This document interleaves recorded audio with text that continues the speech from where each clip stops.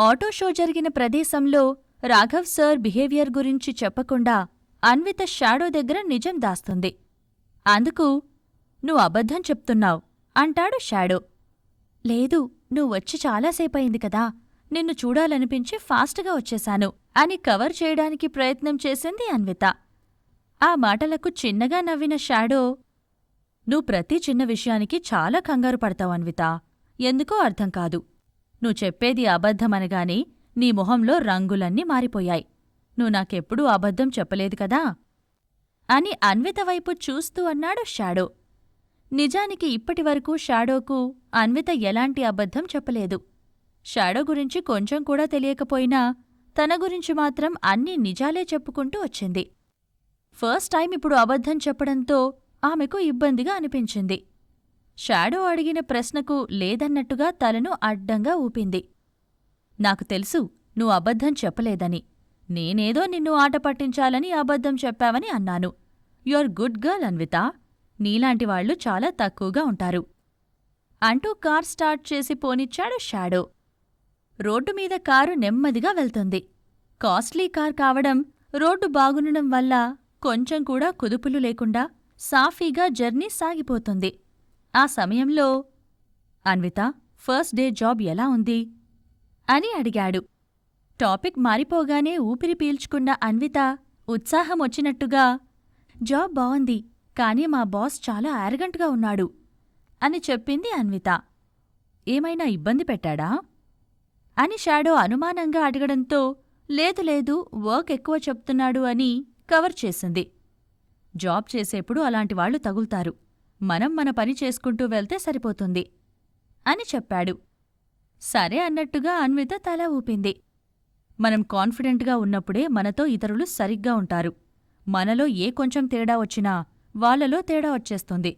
So నువ్వు ధైర్యంగా ఉండాలి. నీమీద నువ్వు నమ్మకంతో ఉండాలి. ఇప్పటివరకు నీకు బయట ప్రపంచంతో ఎక్కువగా సంబంధాల్లేవు. కానీ ఇప్పుడు జాబ్ చేయడానికి వెళ్తున్నావు. సో కొంచెం కేర్ఫుల్గా ఉండాల్సిన అవసరం ఉంది. నీకు నచ్చింది చెయ్, నీ వెనుక నేనున్నాను" అని అన్నాడు షాడో. సరే అని మరో మాట మాట్లాడకుండా సైలెంట్గా ఉండిపోయింది అన్విత. షాడో మాటలు ఆమె గుండెకు తగులుతున్నాయి. ఆమెకు అవినాష్ గుర్తొచ్చాడు. అవినాష్ ఎప్పుడూ తనను సరిగ్గా చూసుకోలేదు. కనీసం తనతో సరిగ్గా మాట్లాడలేదు. ఎప్పుడు ఏది చేసినా తిడుతుండేవాడు. ఇప్పుడు షాడో తనకు జాగ్రత్తలు చెప్తుంటే ఇద్దరు మనుషుల్లో ఎంత తేడా ఉందో ఆమెకు అర్థమవుతుంది. ఏదో ఆలోచిస్తూ ఏమీ మాట్లాడకుండా ఉండిపోయిన అన్వితను చూసిన షాడో, "అదిగో, మళ్ళీ నీలో నువ్వే మాట్లాడుకుంటున్నావా?" అని అన్నాడు. "లేదు లేదు, నువ్వు చెప్పే మాటల గురించి ఆలోచిస్తున్నాను. అసలు నువ్వు ఎవరు షాడో? నన్ను ఇంతలా ప్రేమిస్తూ ఎంకరేజ్ చేస్తున్న నువ్వు ఎవరు? నేను కష్టాల్లో ఉంటే సహాయం చేస్తున్నావు. మా బాబాయ్ అనారోగ్యంతో బాధపడుతున్నాడంటే నేనెప్పటికీ తిరిగివ్వలేనంత డబ్బు సాయం నాకు చేశావు" అని ఎమోషనల్గా మాట్లాడింది అన్విత. "హే, నువ్వు నాకు డబ్బులు తిరిగివ్వాల్సిన అవసరం లేదు. నువ్వంటే నాకిష్టం. కాబట్టి నీకు ప్రతీదీ నేనే ఇవ్వాలనుకుంటాను. నువ్వు నాకు నీ ప్రేమనివ్వు చాలు. నా పిల్లలకు తల్లివవ్వు చాలు. నీతో ఇలా జీవితాంతం హ్యాపీగా ఉండిపోవాలనుంది. నువ్వెప్పుడూ నా పక్కనే ఉంటూ నాతో ఇలా మాట్లాడితే చాలు అన్విత" అని అన్నాడు షాడో. షాడో మాటలు అన్విత మనసు లోతుల్లోకి వెళ్తున్నాయి. అదే టైంలో ఆమెలో అనేక సందేహాలు కలుగుతున్నాయి. ఒకసారి షాడో వైపు చూసింది. వైట్ కలర్ మాస్క్ పెట్టుకున్న షాడో ముఖంలో కేవలం పెదాల నుండి కింది భాగం మాత్రమే కనిపిస్తోంది. కొద్దిగా వెనక్కి వంగి అతని జా లైన్ని చూసింది. దవడ ఆకారం చాలా ఆకర్షణీయంగా కనిపించింది. మనిషి కూడా హ్యాండ్సమ్గా ఉంటాడని ఆమెకు అర్థమయ్యింది. మరి అంత హ్యాండ్సమ్గా ఉన్న షాడో ఏమీ లేని తన వెంట ఎందుకు పడుతున్నాడన్న ప్రశ్న అన్వితలో కలిగింది. లెక్కపెట్టలేనన్ని ఆస్తులు ఉన్న షాడో కావాలనుకుంటే నాకన్నా అందమైన అమ్మాయిలతో స్నేహం చేయగలడు. కాని నాతో పిల్లల్ని కనాలనుందని ఎందుకనుకుంటున్నాడు? అసలీ ప్రశ్నకి నాకు సమాధానం దొరుకుతుందా? దొరికితే ఎప్పుడు దొరుకుతుంది అని అన్విత ఆలోచిస్తోంది. అన్విత ఏమీ మాట్లాడకపోవడంతో, "ఏంటి అన్విత, పిల్లల టాపిక్ తీయగానే భయపడుతున్నావా?" అని అన్నాడు. "అది కాదు షాడో, నాతో పిల్లల్ని కనాలనుందని ఇప్పటికీ చాలాసార్లు చెప్పావు. నీకు నా గురించి అన్నీ తెలుసు. నా పాస్ట్ లైఫ్, నా ఫ్రెండ్, నా ఫ్యామిలీ గురించి కూడా నీకు తెలుసు. కాని నువ్వెవరో నాకు తెలీదు. హోటల్ రూంలోనే మనం కలుసుకుంటున్నాం. ఏదైనా ఒకరోజు సడన్గా నువ్వు మాయమయ్యావనుకో, అప్పుడు నేను నిన్ను కనిపెట్టలేను. కనీసం నీ గురించి ఎవరికీ చెప్పలేను అని అంది అన్విత. ఒక్కసారిగా కారులో వాతావరణం మొత్తం మారిపోయింది. షాడో ఏమీ మాట్లాడకుండా మౌనంగా ఉన్నాడు. మళ్ళీ అన్విత మాట్లాడుతూ, నువ్వు నా ముందు మాస్కుతోనే కనిపిస్తున్నావు. నీకిష్టం లేకుండా మాస్కు తీసేయమని నేను చెప్పలేను. అలా అని నువ్వెవరో తెలుసుకోకుండా ఇలానే కొనసాగించడం నాకిష్టం లేదు. ఏం చెయ్యాలో అర్థం కావట్లేదు అని గుండెల్లో ఉన్న బాధను బయటపెట్టింది. షాడో ఏమీ మాట్లాడలేదు. కారులో పూర్తిగా సైలెన్స్ నిండిపోయింది. ఇద్దరి ఊపిర్ల చప్పుడు మాత్రమే కారులో వినిపిస్తోంది. కార్ అద్దాల్లోంచి బయటకు చూస్తూ ఉంది అన్విత. స్టీరింగ్ మీద చేతులను బిగించి ఆలోచనల్లో పడిపోయాడు షాడో. షాడో గురించి తనకేమీ తెలియదని అన్విత బాధపడుతుండగా, అన్విత అని ఆప్యాయంగా పిలిచాడు షాడో.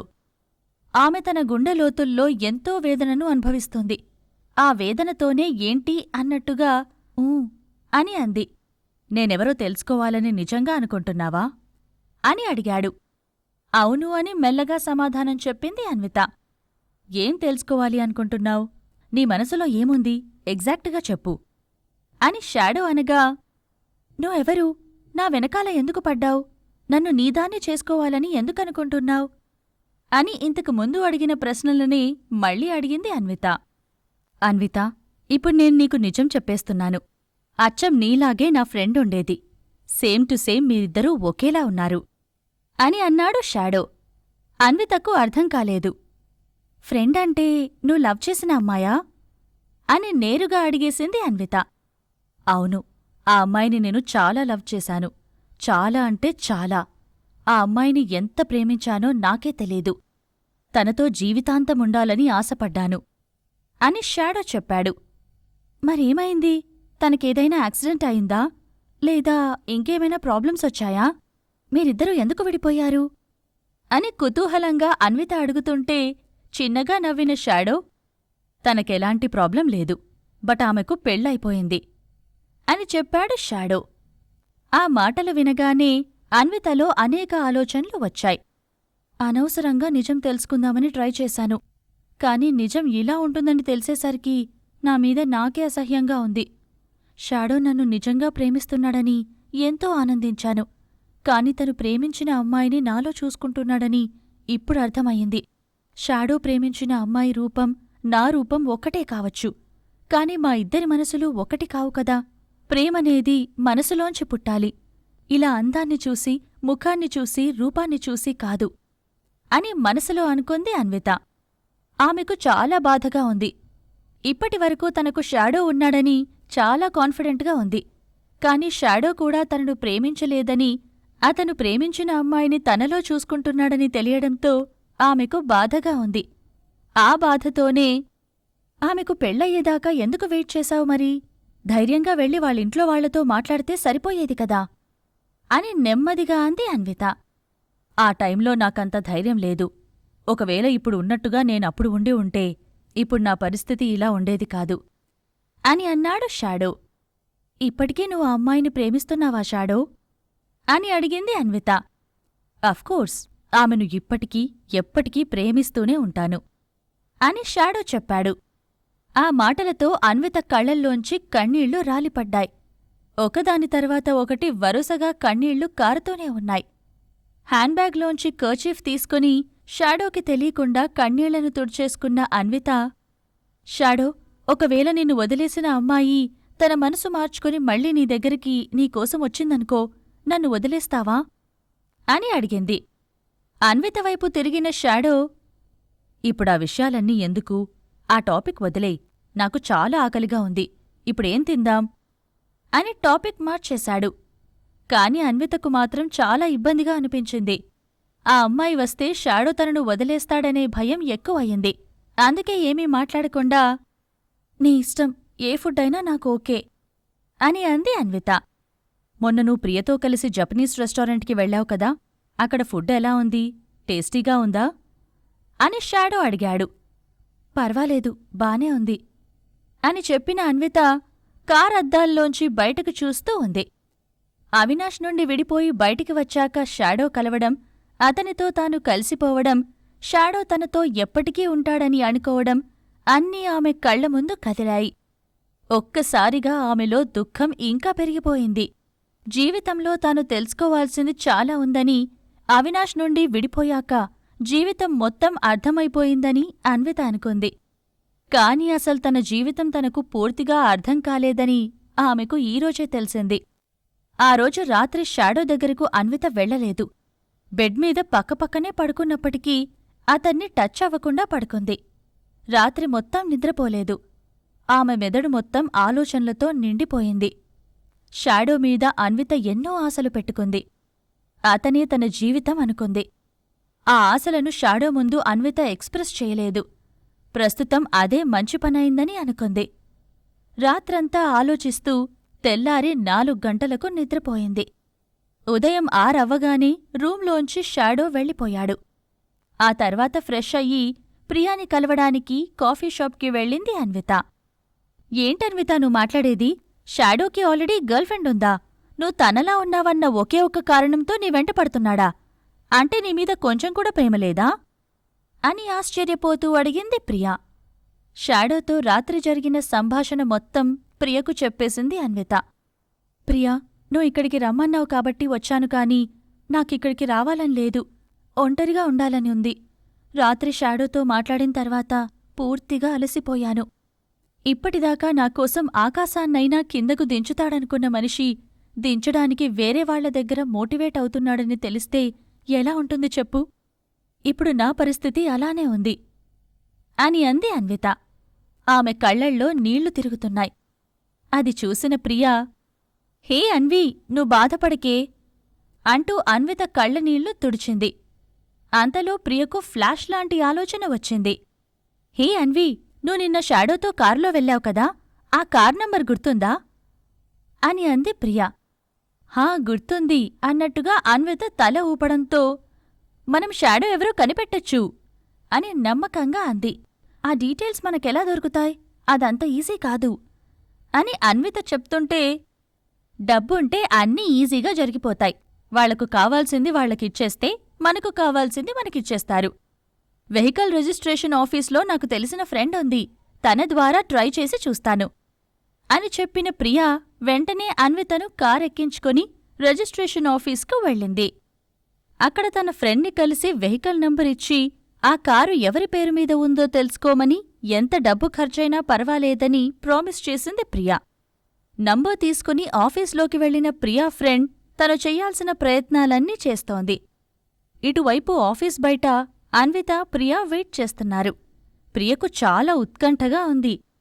అన్వితకు మాత్రం ఇన్ని రోజులు తన పక్కనే ఉండి తనెవరో చెప్పకుండా తనతో పాటు గడిపిన వ్యక్తి గురించి ఈరోజు తెలియబోతుందని ఉద్వేగంగా ఉంది.